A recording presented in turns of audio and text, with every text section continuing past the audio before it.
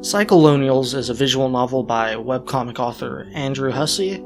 You might know him from Homestuck, Problem Sleuth, maybe even Sweet Bro and Hella Jeff. There's some nods to his previous work, but you don't need to read any of them. Despite the aesthetics of Psycholonials, it's a completely original work in its own little universe.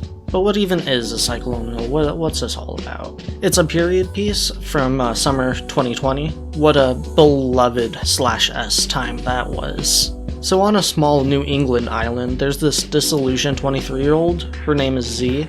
So her life is falling apart. She has a job, but due to the pandemic, she doesn't know if she has that job anymore. She's trying to reboot her social media brand, but due to petty fandom drama for the last few years, she's repeatedly cancelled.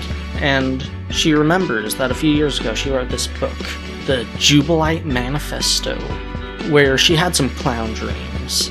She decided to put it all into a manifesto, and now she's gonna release this manifesto on society. And with this manifesto comes an alternative history of if 2020 America decided clowns were cool and we should have a clown society. It's a story of how Z uses this manifesto to change the political landscape and general clownery that goes about as society becomes obsessed with this manifesto, versus those who are not so fond of being down to clown.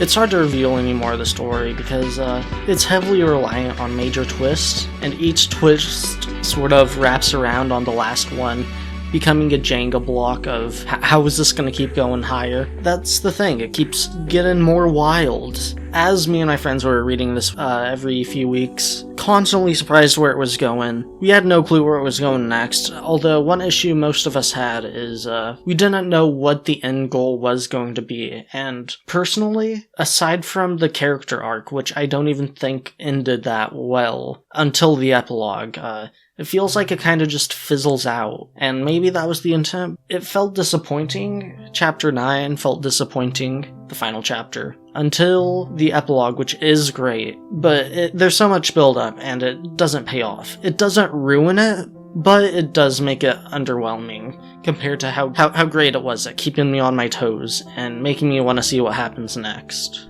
I feel like the dialogue is pretty accurate for characters that are in their early 20s. Some call it cringe, but you know, that's exactly how a lot of conversations are between late millennials and early Gen Z and people in that age range. Like, I see people calling this unrealistic. I'm sorry to tell you, no, this is, from what I've seen on the internet, decently accurate to how people in this age range communicate a lot of the time, especially in the subcultures that the main characters seem to be in. Then again, I know multiple people in that age range who say hella a lot, and a lot of people said that was unrealistic in Life is Strange, so who knows what is and isn't realistic dialogue. You're hella mysterious, Chloe Price. Hella? Who says that?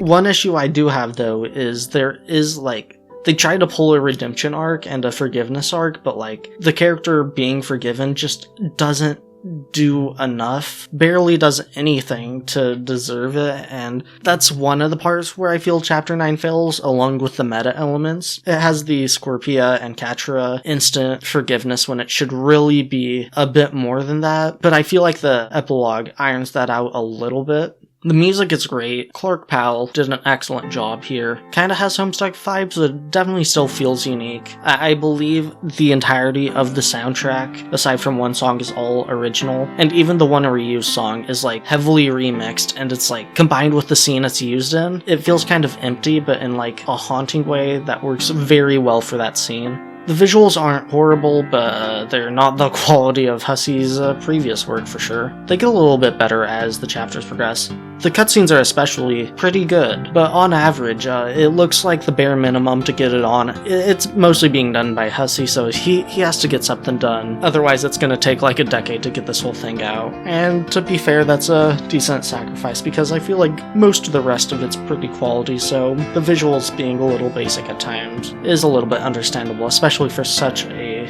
small production project. So overall, I would say Psycholonials is pretty good. Would recommend. It's a wacky ride that's not like many other pieces of fiction I've consumed. Currently on PC for Steam, the Apple App Store, and Google Play for Android.